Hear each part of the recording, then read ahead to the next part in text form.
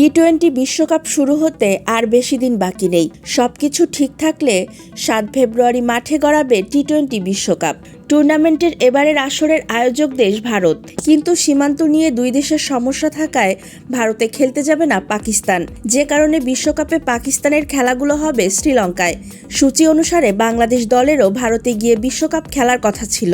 সম্প্রতি নিরাপত্তা শঙ্কার কথা বলে আইপিএলের রেকর্ড ৯ কোটি ২০ লাখের বেশি বিক্রি হওয়া কলকাতা নাইট রাইডার্সের তারকা ক্রিকেটার মোস্তাফিজুর রহমানকে আসর থেকে বাদ দিয়ে দেয় ভারতীয় ক্রিকেট কন্ট্রোল বোর্ড বিসিসিআই।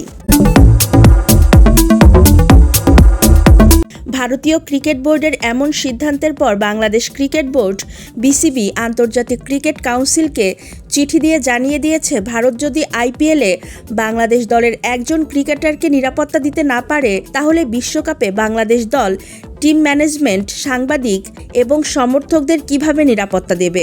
ভারতে নিরাপত্তা নিয়ে শঙ্কা থাকায় বাংলাদেশ দল ভারতে না যাওয়ার কথা সাফ জানিয়ে দেয় আইসিসিকে।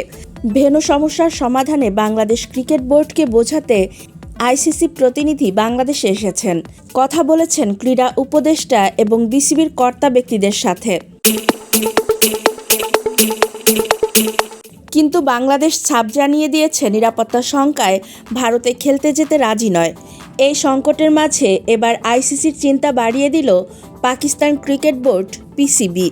বাংলাদেশের সমস্যার সমাধান করতে না পারলে টি-20 বিশ্বকাপে খেলার সিদ্ধান্ত পূর্ণ বিবেচনা করবে তারা, এমনটাই জানিয়েছে পাকিস্তানের দুই সংবাদ মাধ্যম জিও সুপার ও টেলিকম এশিয়া.নেট। সূত্রের বরাত দিয়ে পাকিস্তানের জিও সুপার জানিয়েছে, টি-20 বিশ্বকাপ খেলতে বিসিবি যে কারণ দেখিয়েছে সেগুলো বৈধ মনে করছে ইসলামাবাদ। শেষ পর্যন্ত এই ইস্যুতে কোনো সমাধান না আনতে পারলে টি-20 বিশ্বকাপে অংশগ্রহণের সিদ্ধান্ত পূর্ণ বিবেচনা করবে পাকিস্তান। সে সঙ্গে ভারত যেন বাংলাদেশকে চাপ দিতে না পারে, সেটাও দেখা হবে ইসলামাবাদের পক্ষ থেকে।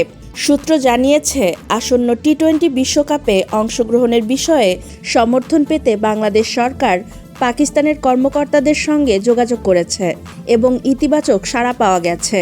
সেখান থেকে বলা হয়েছে যে বাংলাদেশের সমস্যা সমাধান না হলে টি-20 বিশ্বকাপে অংশগ্রহণের বিষয়টি পূর্ণ বিবেচনা করবে পাকিস্তান।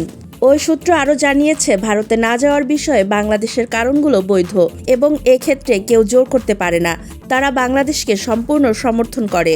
বাংলাদেশের সমস্যা সমাধান না হলে তারা তাদের অংশগ্রহণ পূর্ণ বিবেচনা করবে।